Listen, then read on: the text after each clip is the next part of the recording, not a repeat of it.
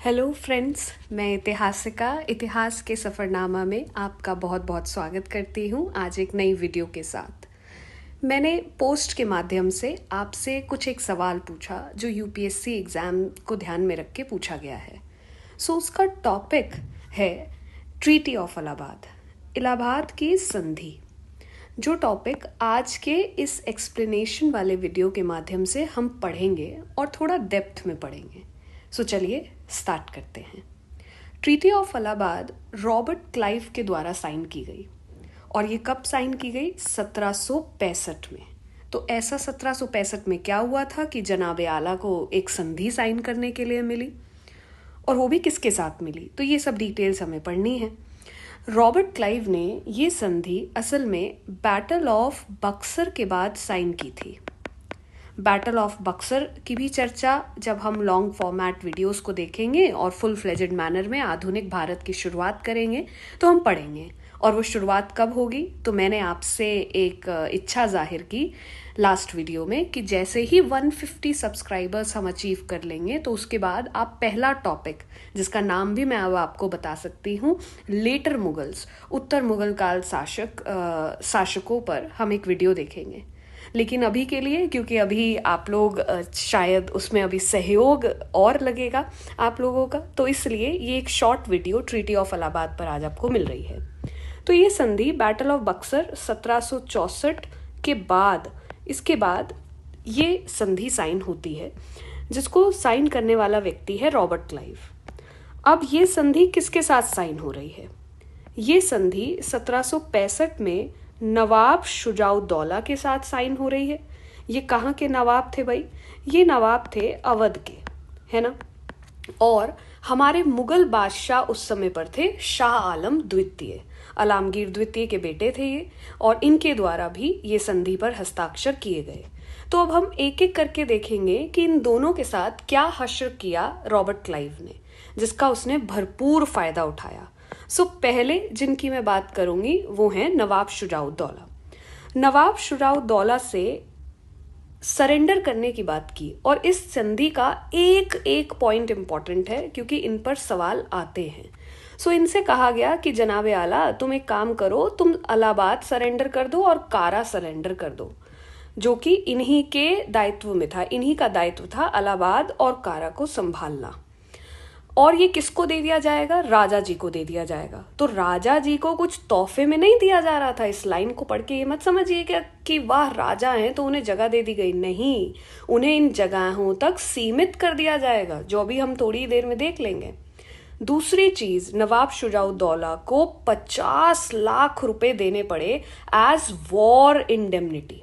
War indemnity मतलब युद्ध जो लड़ा गया बैटल ऑफ बक्सर, तो उसके बदले में 50 लाख रुपए कंपनी को दिए गए नवाब शुजाउद्दौला के बदले के जरिए। ऐसा बार बार ब्रिटिशर्स ने किया। कई बार आप इस तरीके से वॉर इंडेमनिटी का जिक्र देखेंगे। इवन वर्ल्ड हिस्ट्री भी जब हम पढ़ते हैं तो वर्ल्ड वॉर 1 में वॉर रिपेरेशंस के नाम पर जर्मनी पर 6600 पाउंड की पेनल्टी लगा दी गई थी कि भाई तुम्हारी वजह से वॉर हुआ है, हमारा भी खर्चा हुआ है, लाओ पैसे। तो ये एक तरीके की फितरत भी रही। तीसरा पॉइंट देखिए, बलवंत सिंह जी जो कि जमींदार थे बनारस के, उनको कहा गया कि ये बनारस के जमींदार बलवंत सिंह अपनी संपत्ति पर पूरा कब्जा ले सकते हैं। इनका भी इन्हें फायदा मिलने वाला था, क्योंकि बलवंत सिंह कहा जाता है कि ब्रिटिशर्स के नजदीकी थे। चौथी बात यहाँ पे ये कही गई कि जरूरत के समय कंपनी को निःशुल्क सैन्य सहायता प्रदान करेगा अवध। ये तो आए दिन ब्रिटिशर्स ने किया। तो ये 4 पॉइंट्स के जब आप कीवर्ड्स यहाँ पर देखते हैं तो आप याद रखिए। कैसे याद रखेंगे इसको? 4 भाग में बांट लीजिए। पहले भाग में आपको ए से इलाहाबाद याद आ जाना चाहिए, ठीक है। फिर इसके बाद आपको पैसे के नाम पर, पी से पैसे के नाम पर आपको 50 लाख रुपए याद कर लेने चाहिए।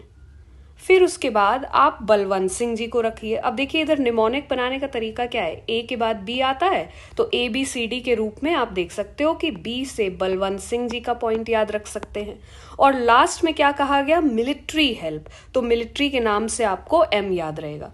तो अब आपके पास ये 4 अक्षर आ गए, ए बी पी और एम, इससे अपना मन चाहा निमोनिक जो है आप बना सकते हैं। जैसे एक तो बहुत सीधा सीधा ही बन रहा है, क्या बन रहा है देखें, ये देखिए मैप, MAP, एम से बन गया आपका मिलिट्री हेल्प, ए से बन गया इलाहाबाद और कारा साथ ही साथ याद रहेगा, पी से पैसे के नाम पे 50 लाख और ए के बाद आता है बी, तो यहाँ पे छोटा सा बी आप इस तरीके से याद रख सकते हैं।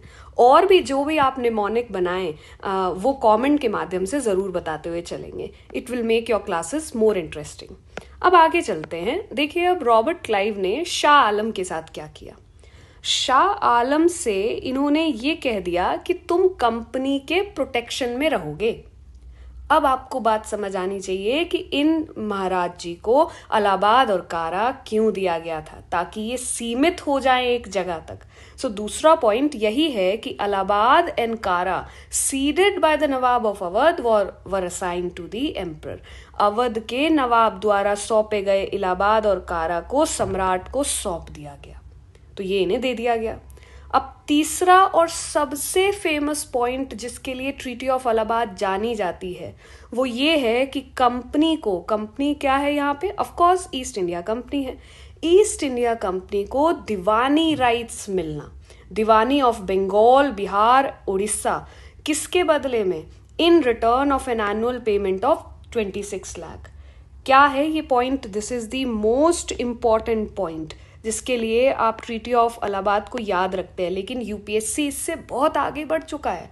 तो ये तो बहुत हर बच्चा बता देगा कि अच्छा treaty of Allahabad Deewani rights मिले थे।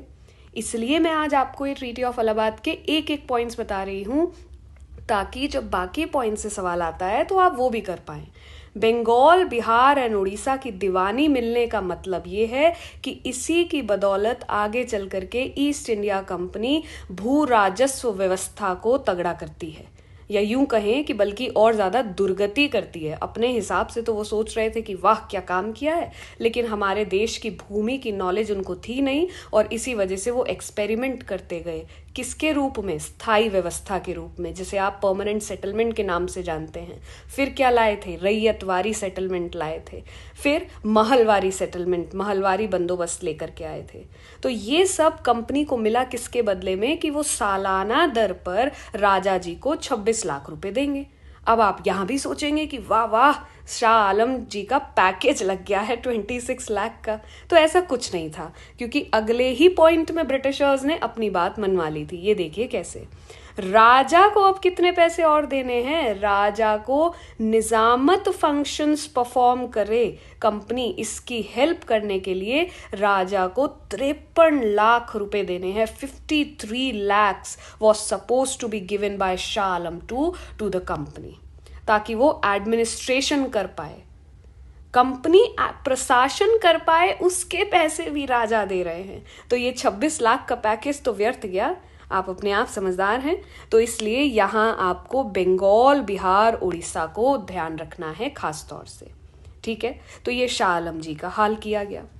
अब देखिए, अक्सर जब हम संधि को पढ़ते हैं ना, तो हम यहीं पर रुक जाते हैं, लेकिन यूपीएससी और बाकी तमाम एग्जाम केवल इन पॉइंट्स तक भी सीमित नहीं रह रहे हैं, बल्कि वो आपको स्टेटमेंट फॉर्म में इसके इम्प्लीकेशंस के बारे में भी पूछ सकते हैं कि इसका अब क्या अर्थ था, क्लाइव ने ये संधि किस मानसिकता से की थी। सो इसी वजह से हमारे लिए इम्प्लीकेशंस भी हमें पढ़ लेनी चाहिए कि क्या कॉन्सिक्वेंसेस थे इसके। तो देखिए, जब मैंने नवाब शुजाउद्दौला की बात की, जो कि अवध के क्षेत्र के नवाब रहे, तो क्लाइव ने ये सीधा सीधा कब्जा क्यों नहीं कर लिया अवध पर, क्योंकि उस समय तो इन्हीं का पलड़ा भारी था, they were having the upper hand. इसलिए नहीं किया क्योंकि it would have placed the company under an obligation. Company की जिम्मेदारी हो जाती अवध को प्रोटेक्ट करने के लिए। किससे प्रोटेक्ट करना था, इनको प्रोटेक्ट करना पड़ता अफगान और मराठा इन्वेजन से। सो ये एक सरदर्द नहीं पालना चाहते थे और नवाब पर ही सारी जिम्मेदारी रखते हुए अपना फायदा निकाल ले गए। और मैं ये बता दूं कि ये जो लाइन मैंने आपको यहाँ लिख करके दी है, इससे भी ऑलरेडी स्टेटमेंट के फॉर्मेट में सवाल पूछा जा चुका है। तो आपको याद रखना है कि क्लाइव ने अवध पर पूरा कब्जा इसलिए नहीं किया क्योंकि अफगान और मराठा इन्वेजन्स का खतरा था, आक्रमण का खतरा था। ठीक है, तो ये बात आप यहाँ पर याद रखेंगे। अफगान और मराठा आक्रमणों से बचने के लिए क्लाइव ने अवध पर पूर्ण रूप से कब्जा नहीं किया और इसी के बदले अवध को एक बफर स्टेट बना दिया। ये दोनों ही पॉइंट्स इंपॉर्टेंट हैं क्योंकि इन पर ऑलरेडी स्टेटमेंट के फॉर्मेट में क्वेश्चंस बन चुके हैं। अब देखिए, तो अगर यहाँ तक एग्जाम पहुंचा है और आयोग पहुंचा है तो क्या देर है कि वो शाह आलम 2 की मानसिकता ना समझना चाहें। तो चलिए लगे हाथ इसको भी पूरा करते हैं। अब क्लाइव ने शाह आलम द्वितीय के साथ ये अरेंजमेंट इसलिए की क्योंकि उनके अनुसार और तमाम इतिहासकारों के अनुसार ये एक प्रैक्टिकल कंसीडरेशन था। ये जो व्यवस्था थी ये व्यवहारिक विचारों से प्रेरित थी कि भाई शाह आलम द्वितीय को सीमित रख दो ताकि वो एक एज अ शासक एक केवल और केवल एक रबर स्टैंप रह जाए। एक रबर स्टैंप जो है राजा को बना दिया गया और 2 जो जगहें थी वो उसको दे दी गई कि भाई राजा जी की शान में घाटा पूर्ण रूप से भी ना आए और उनको बरगला दिया जाए कि देखिए राजा जी आपका जो शासन है यहीं तक सीमित है, बाकी हम संभाल लेंगे। और last but not the least, इसी की वजह से एम्परर ने एक फरमान पारित किया जिससे कंपनी को काफी हद तक फायदा हुआ बंगाल के क्षेत्र में। और उस समय 1765 के दौरान बंगाल पर शासन करना एक बहुत बड़ी बात थी। तो आप एक क्रोनोलॉजी को भी यहाँ पे ध्यान में रख सकते हैं। क्या क्रोनोलॉजी है? मैंने आपसे कहा कि ये जो बैटल ऑफ बक्सर के बाद ये संधि साइन की गई, तो बैटल ऑफ बक्सर 1764 में, ठीक है। इसके बाद ये संधि जो आज आपने इस वीडियो के माध्यम से पढ़ी वो है ट्रीटी ऑफ इलाहाबाद। इसी ट्रीटी ऑफ इलाहाबाद के वजह से जब इन्हें बंगाल में पैर जमाने का अवसर मिलता है तो इसी के बाद क्या आ जाता है? ड्यूअल गवर्नमेंट का आना। ये ड्यूअल गवर्नमेंट को भी हम आगे के लेक्चर्स में समझेंगे and that is why this becomes very very important. अब चलिए एक सवाल जो मैंने आपसे पोस्ट के माध्यम से पूछा, जरा उसका उत्तर दे दीजिए। ये सवाल आपको क्लैरिटी के साथ मेरे चैनल के पोस्ट में भी मिलेगा, तो आप या तो इसी वीडियो के कमेंट सेक्शन में अपना उत्तर दे दीजिए, अदरवाइज फायदा इसमें रहेगा कि आप जो हैं बिल्कुल पोस्ट के कमेंट सेक्शन में इसका उत्तर दें। सवाल मैं आपके लिए एक दफ़ा रीड कर देती हूँ ताकि आपको जब मैं आंसर दूँ तो आपको पोस्ट में ही सबसे पहला कमेंट मेरे आंसर का दिख जाएगा। क्वेश्चन दोनों ही माध्यम में है आपकी सहायता के लिए। आपको स्टेटमेंट्स कंसीडर करना है इसी ट्रीटी से related. Nawab Shujauddaula agreed to pay 50 lakh to the company as war indemnity. Nawab Shujauddaula ने युद्ध क्षतिपूर्ति के रूप में कंपनी को 50 लाख रुपए देने पर सहमति व्यक्त की। सेकेंड स्टेटमेंट, शाह आलम द्वितीय agreed to issue a farman granting the diwani of Bengal, Bihar and Orissa to the EIC।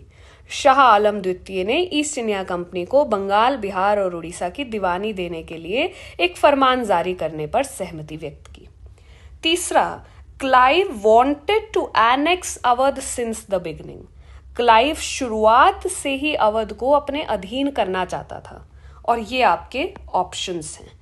ये स्टेटमेंट वाले ऑप्शंस अब UPSC के फेवरेट बन चुके हैं, तो आशा है आप सभी लोग रुचि के साथ इस वीडियो को देख करके, इस कॉन्सेप्ट को समझ करके आंसर देने के अब काबिल बन गए होंगे और आप सभी एक्टिवली पार्टिसिपेट करेंगे।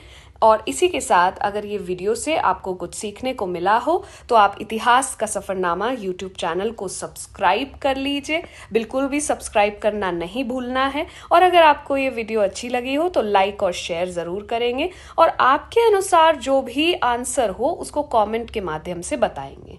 ठीक है, इसी वीडियो के ज़रिए और इसी वीडियो की नोटिफिकेशन लेने के लिए, इसका PDF लेने के लिए और आगे आने वाली तमाम वीडियोस से वाकिफ़ रहने के लिए आप टेलीग्राम चैनल को भी सब्सक्राइब कर सकते हैं।